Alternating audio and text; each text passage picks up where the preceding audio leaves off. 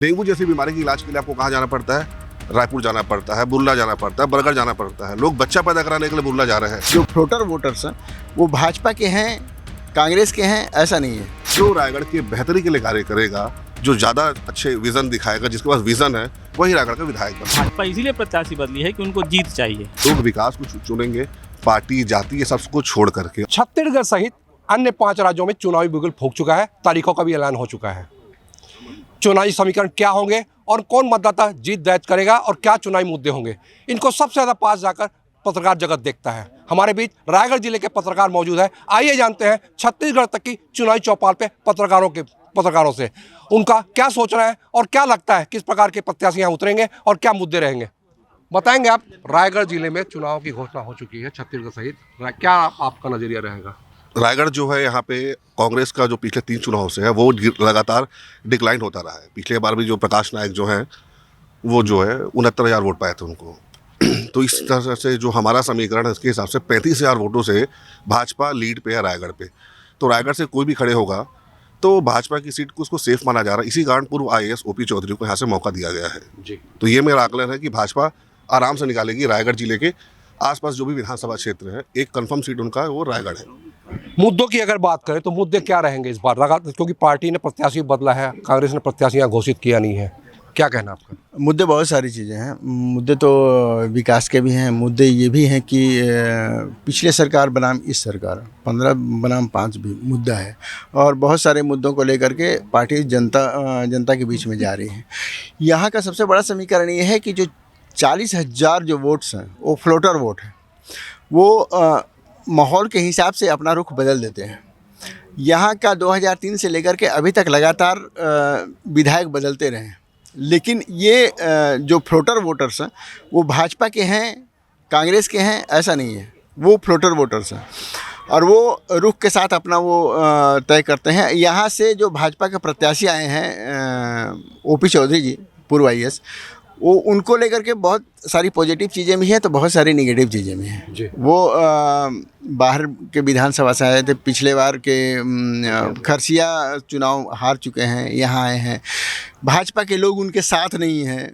और कुछ जो कम्युनिटी के लोग कहा जाता है, अग्रवाल कम्युनिटी के लोग, कोलता कम्युनिटी के लोग, उनके साथ खड़े नहीं हैं अभी तक। आगे हो सकता है कि वो लोग खड़े हो जाएं, लेकिन अभी तक उनके साथ खड़े नहीं हैं। इसलिए ये हो सकता है ये हो सकता है कि अगर कांग्रेस अपना कोई प्रत्याशी चेंज कर दे तो बाजी पूरी तरह से पलट सकती है। बाजी पलट सकती है। आपका क्या मानना है? आप युवा पत्रकार हैं, आप भी लगातार शहर के बीच में जाते हैं, लोगों के बीच में जाते हैं, क्या मानना है आपका? अभी तक की जो शहर में 2 दिन हुआ है भाजपा प्रत्याशी घोषित हुए हैं, तो OP चौधरी कहीं से भी आज की तारीख में जीत की स्थिति में बिल्कुल नहीं है। क्योंकि OP चौधरी ने जो भी अभी तक किया है वो अपने कलेक्टर कार्यकाल में किया है। वो 2017 से लगभग सक्रिय राजनीति में है। 2017 से लेकर आज तक उन्हें खरसिया विधानसभा या रायगढ़ विधानसभा में एक कार्य नहीं किया, किसी कार्यकर्ता को तवज्जो नहीं दी। जब से इनकी टिकट फाइनल हुई है, कार्यकर्ता उनसे नाराज़ घूम रहे हैं। रही अग्रवाल कम्युनिटी के बाद, अग्रवाल कम्युनिटी जो भी है ये यहाँ पे अपनी ताकत बताती है। इनका आर्थिक, इनका सामाजिक, इनका दायरा ही वोटों को कन्वर्ट करता है और जो इनके सपोर्ट में नहीं दिख रहे हैं। दूसरी बात, कांग्रेस से प्रकाश नायक की टिकट कटनी, हमें नहीं लगता कि प्रकाश नायक की टिकट किसी भी कंडीशन में कटेगी, क्योंकि वो खुद स्वयं विवादों में नहीं रहे। अब उनके आसपास वाले अगर कुछ विवाद करते हैं तो उसके चलते उनकी टिकट काट दी जाए, ये मेरी समझ से बाहर जी। क्या लगता है 4 विधानसभा क्षेत्र में पहले 5 विधानसभा होती थी, 5 की 5 कांग्रेस के कब्जे में थी। इस बार समीकरण कुछ बदल रहे हैं, भाजपा ने अपने प्रत्याशियों के चेहरे बदले हैं, कुछ पुराने प्रत्याशी लाए हैं। आपका क्या मानना है पत्रकार होने के नाते? पिछले चुनाव में सरकार का विरोध था, इसलिए 5 विधानसभा में कांग्रेस आई थी। अब जो है प्रत्याशी बदले हैं।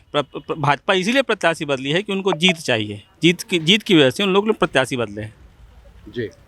तो आपको क्या लगता है अगर प्रत्याशी बदलने से क्या इस बार क्या समीकरण रहेगा? संभावना बन रही है कि यहाँ से प्रत्याशी बदलने से जीत मिल सकती है भाजपा को। मुद्दे वही विकास के मुद्दे रहेंगे, प्रदूषण के मुद्दे रहेंगे, बहुत सारे मुद्दे हैं जी। आप भी लगातार इलेक्ट्रॉनिक मीडिया से जुड़े हुए हैं और आपने देखा होगा कि सड़क, बिजली, पानी जैसी महत्वपूर्ण समस्या है। कई बार अपन विधानसभा क्षेत्रों में जाने पाने के लिए तरस जाते हैं।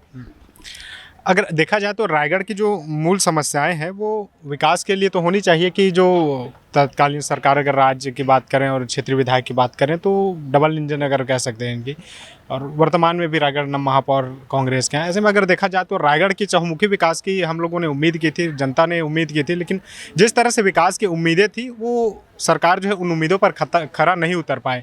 और जो अभी वर्तमान जो स्थिति बन रही है, हेवी वेट अगर भाजपा की तरफ से प्रत्याशी की बात करें जो ओपी चौधरी जी को सामने लाया गया है, तो कहीं ना कहीं प्रकाश नायक के लिए ये एक जो है टफ स्थिति हो जाएगी। पार्टी तो कांग्रेस ने तो अब तक घोषित नहीं किया है, देरी होना घातक हो सकता है।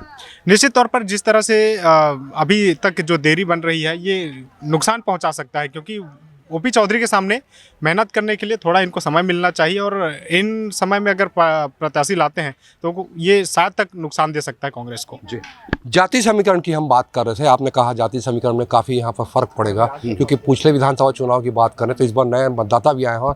यहाँ तक कहा जाता है कि इस बार महिला मतदाताओं की संख्या बहुत बड़ी है। क्या है कि हमारा रायगढ़ जब से अस्तित्व में आया उसके बाद आप देखेंगे कि रायगढ़ है औद्योगिक नगरी, उस हिसाब से रायगढ़ का कभी विकास हुआ है नहीं हुआ। तो एक जैसे ओपी में संभावनाएं देख रहे हैं तो उनके पास एडमिनिस्ट्रेशन का पावर तो है ही है, साथ ही साथ उनके पास एक चैलेंज रहेगा कि जिस विधानसभा में वो खड़े हो रहे हैं अपने रिसोर्सेज से लगा करके वो एक इसे आदर्श विधानसभा बनाने के लिए कोशिश करेंगे, जैसा कि उन्होंने पहले कहा था। तो एक पढ़ा लिखा, एक अच्छा, जिसके पास एडमिनिस्ट्रेशन का पावर है तो वो ज़्यादा बेहतर करेंगे। और रही से जो जाती बात ना कि जैसे आप बोले मारवाड़ी वोटर्स 10,000 से ज़्यादा विधानसभा में है नहीं, कुछ बोलते हैं 6,700 है, कोई बोलते हैं 800 है, और उनमें भी ज़्यादातर नहीं आता है। अगर 30% कम भी हुआ तो 4,000 वोट कभी भी प्रभावित नहीं कर सकते हैं चुनाव करके। और अभी मतदाता जागरूक हुए हैं, आपको अब सूचनाएं आपके पास मोबाइल में है, हर पल हैं, लोग देख रहे हैं, मतदाता जागरूक हो रहे हैं, तो लोग अपने विवेक से दे रहे हैं। और इसी कारण क्या है कि लोग विकास को चुनेंगे, पार्टी जाति ये सब को छोड़ करके। और इसीलिए निर्वाचन आयोग लगातार कार्यक्रम कर रहा है, जिला स्तर पर भी स्वीप के कार्यक्रम हो रहे हैं कि अपने मतदान को पहचाने, अपने अधिकार को पहचाने और उसके बाद किसी को चुने। तो उनके पास ये ऑप्शन रहेगा। जातीय समीकरण में मेरे ख्याल से रायगढ़ की सामान्य सीट कभी नहीं फंसेगी। जो योग्य रहेगा लोग उसे चुनेंगे, जिसके पास दम रहेगा रायगढ़ को आगे बढ़ाने का, क्योंकि रायगढ़ औद्योगिक नगरी होने के कारण वो सफलता या उस ऊंचाई तक नहीं पहुंचा। क्योंकि आपको अगर ट्यूमर हो जाए, कुछ एक्सीडेंट हो जाए, आपके पास स्वास्थ्य सुविधाएं नहीं है। कांग्रेस के मंत्री भी थे लगातार 5 साल, उस समय 5 बार जो जीते थे, तो के गुप्ता थे। क्या हुआ, मेडिकल कॉलेज तो बाद में आया, लेकिन मेडिकल कॉलेज बनने के बाद भी आप मेडिकल फैसिलिटी देख लीजिए। डेंगू जैसी बीमारी के इलाज के लिए आपको कहाँ जाना पड़ता है? रायपुर जाना पड़ता है, बुर्ला जाना पड़ता है, बरगढ़ जाना पड़ता है। लोग बच्चा पैदा कराने के लिए बुर्ला जा रहे हैं। तो इससे ज़्यादा विभत्स स्थिति रायगढ़ में स्वास्थ्य से लेकर शिक्षा में कहीं भी नहीं है। केआईटी मर रहा है, केआईटी को उठा नहीं रहा। तो मुद्दे बहुत सारे हैं, आप जाएंगे तो यही है कि जो रायगढ़ के बेहतरी के लिए कार्य करेगा, जो ज़्यादा अच्छे विज़न दिखाएगा, जिसके पास विज़न है, वही रायगढ़ का विधायक बनेगा। कलेक्टर जो ज़्यादा विजन रखेगा वो रायगढ़ का विधायक बनेगा, क्योंकि समस्या स्वास्थ्य, बिजली समस्या जो बड़ी समस्या है। हमारे बीच एक युवा पत्रकार और है, बताएंगे आपका क्या मानना है। औद्योगिक नगरी है रायगढ़ थे, और औद्योगिक नगरी के यहाँ के बेरोजगारों को भी रोजगार के एक सपने देखे थे। बेरोजगारी रायगढ़ ज़िले में इतनी ज़्यादा है, रायगढ़ ज़िले के साथ साथ पूरे छत्तीसगढ़ में भी बेरोजगारी बहुत ज़्यादा है। पिछले 15 साल बीजेपी की सरकार रही है, लेकिन जितना बेरोजगारों को रोज़गार मिलना था वो नहीं मिल पाया। दूसरी बात, इतनी औद्योगिक नगरी 90 प्लांट होने, उससे ज़्यादा भी प्लांट हो सकते हैं, वहाँ पर रायगढ़ ज़िले में प्राथमिकता देना चाहिए। रायगढ़ के जो बेरोजगार हैं उनको प्राथमिकता देना चाहिए। लेकिन बाहर से जो वर्कर हैं बाहर से आ रहे हैं, यहाँ के जो वर्कर हैं घर में बैठे हैं, तो ये थोड़ा सा हो सकता है कि आने वाला समय में बीजेपी के लिए मुश्किल हो सकता है।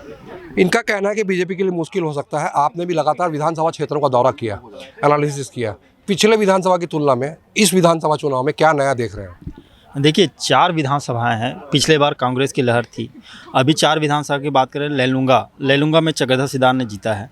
अगर पिछले बार की बात करते हैं, सत्यानंद राठिया वहाँ से चुनाव लड़े थे, उससे पहले उनकी मिसेज जो हैं वो चुनाव में थी। उनका कोई विरोध नहीं था, लेकिन सत्यानंद का थोड़ा विरोध था, क्योंकि उससे पहले भी जब मंत्री थे तो उन्होंने कुछ विशेष काम नहीं किया, जिसकी वजह से चक्रधर सिदार जी जीते थे। लेकिन इस बार उनका काम कुछ दिख नहीं रहा है ज़मीन पर, इस वजह से उनका विरोध है।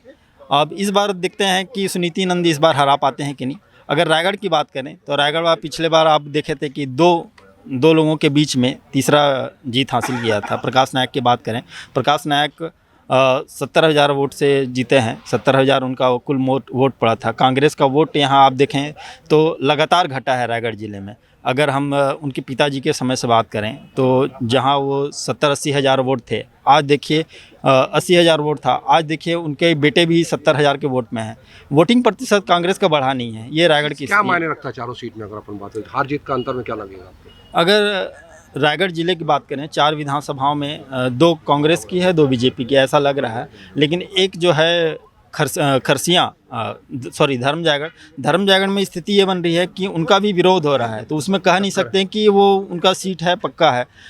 देखना चुनाव के बाद पता चलेगा कि किसको वोट कितना मिलेगा, कौन जीतेगा। ये तो चुनाव का रिजल्ट 3 तारीख को घोषणा होगा, तब पता चलेगा। लेकिन जो अभी जो माहौल बन रहा है, जिसमें लोगों की भी चर्चा है कि 2 सीट बीजेपी की पक्की है, एक रायगढ़ और एक लैलूंगा। लेकिन कुछ कहा नहीं जा सकता, चुनाव है, एक जुआ है। अब देखिए कुछ भी हो सकता है। पिछले बार आप देखिए खरसिया से ओपी चौधरी लड़े थे, लहर उनका बहुत सारा था, लेकिन उनका 1-2 जो वक्तव्य सामने आया, जिनका वीडियो वायरल हुआ, उसके बाद वो लगातार फीडबैक हो गए, पीछे हो गए। तो ये चुनाव है, कुछ कहा नहीं सकता है, एक पल में सब पलट सकते हैं। अब देखिए मुद्दे बहुत सारे हैं, विजन लेके आए हैं ओपी जी, चारों विधानसभा में सब घोषित हो गए हैं। अब चुनाव का तारीख तय हो चुका है, लास्ट 3 दिसंबर सबको पता चलेगा कि उनका नेता कौन होगा। ये थे रायगढ़ के पत्रकार जगत। इनका कहना है कि 3 दिसंबर को ही पता चलेगा कि हार जीत किसके ताज किसके सिर पर बैठता है।